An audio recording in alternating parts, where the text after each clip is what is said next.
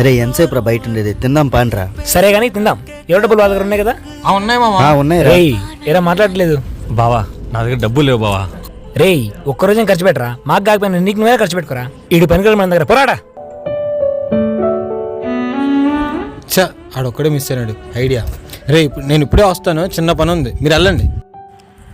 రే నాని ఇదిగో 100 రూపాయల డబ్బులు, తొందర కేఫ్ కాడికి వచ్చేసాయి.